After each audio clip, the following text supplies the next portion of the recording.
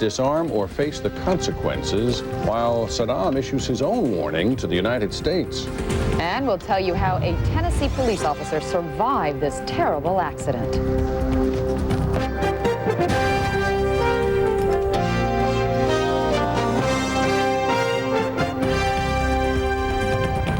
Live from CNN World Headquarters, this is CNN Headline News. Good evening. I'm Sophia Choi. And I'm Stephen Frazier. Thank you all for joining us. We will have an update on the labor lockout on West Coast ports in this newscast. Also, Jennifer Westhoven will tell us how stocks fared the day after Wall Street's big rally. First, though, let's talk about Lili. Forecasters say Hurricane Lili will probably be one of the strongest hurricanes to hit Louisiana in the past 150 years when it makes landfall early tomorrow afternoon. Lili has now strengthened to a dangerous Category 4 storm and is now carrying maximum sustained winds of 140 miles an hour. In Louisiana and Texas, homes and resorts are being boarded up. Almost 500,000 people in those states are being urged to get out. In its rampage through the Caribbean, Lili left 7 people dead and drove tens of thousands of Cubans from their homes. We'll get the latest on Hurricane Lili's path a little later this newscast from CNN weathercaster Galen Crater. New Jersey Democrats, at least for now, will be allowed to replace Senator Robert Torricelli's name on next month's ballot. The state Supreme Court today ruled that former Senator Frank Lautenberg can replace Torricelli, who dropped out of the race earlier this week. Republicans plan to appeal this decision. They argue state law requires candidates to withdraw at least 51 days before Election Day to be replaced on the ballot. There are just 34 days left until voters go to the polls on November 5th. The man known as the Shoe Bomber is planning to plead guilty to all 8 charges pending against him, he said late today. An attorney for Richard Reed says his client wants to avoid the publicity of a trial and the negative effect it would have on his family. Reed, of course, is accused of trying to blow up an American Airlines plane last December using explosives hidden in his sneaker.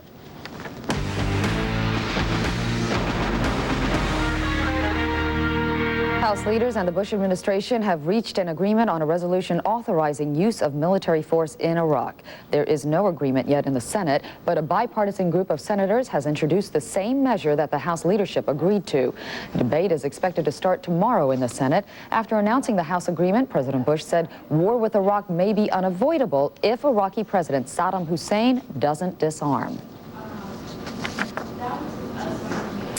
President Bush also wants a resolution from the United Nations, but officials tell CNN the Security Council will not formally discuss this issue until after a briefing from the UN's chief weapons inspector tomorrow.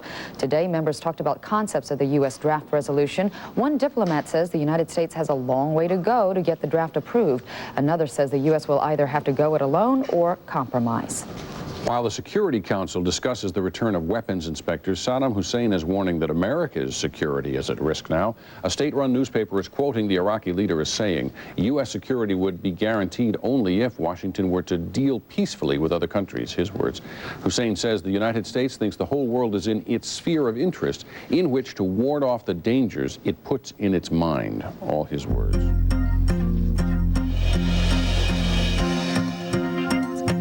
Automakers are starting to feel the pinch caused by closed West Coast shipping ports. Nissan Motor Company says it may soon close a Tennessee assembly plant because it will be out of parts in just a few days. For the 4th day, more than 10,000 longshoremen were locked out of their jobs by the Pacific Maritime Association. Today, union negotiators called off labor talks. President Bush has expressed concern over the stalemate, but hasn't commented yet on whether he will intervene. The 29 ports involved handle more than $300 billion in goods each year. A choppy day of trading on Wall Street ended with some heavy losses. Well, let's get details on those from Jennifer Westhoven at the New York Stock Exchange. Jennifer.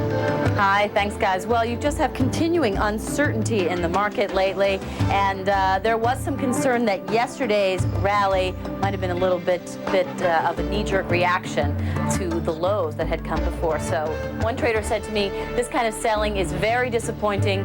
Yesterday it seemed like it was safe to get back into the water, he said, but today it looks like all the sharks are out again. The Dow closes down 183 points on the day, and the Nasdaq closes to the downside as well. It lost 26 points during the session. Some of the stocks that lost today, too. Shares of Cisco moved down to a new 5-year low during the day. One analyst at UBS, Warburg, saying that they believe that the slowdown in technology spending could continue to eat away at forecasts for Cisco's earnings. That stock sharply lower today. And let's just give you an update on Oracle. Again, Larry Ellison is the head of that company.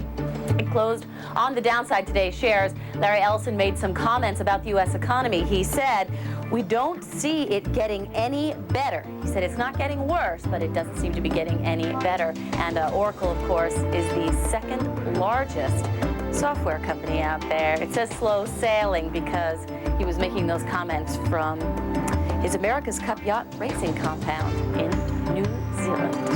Sailor Stephen, back to you. Fabulous, fabulous.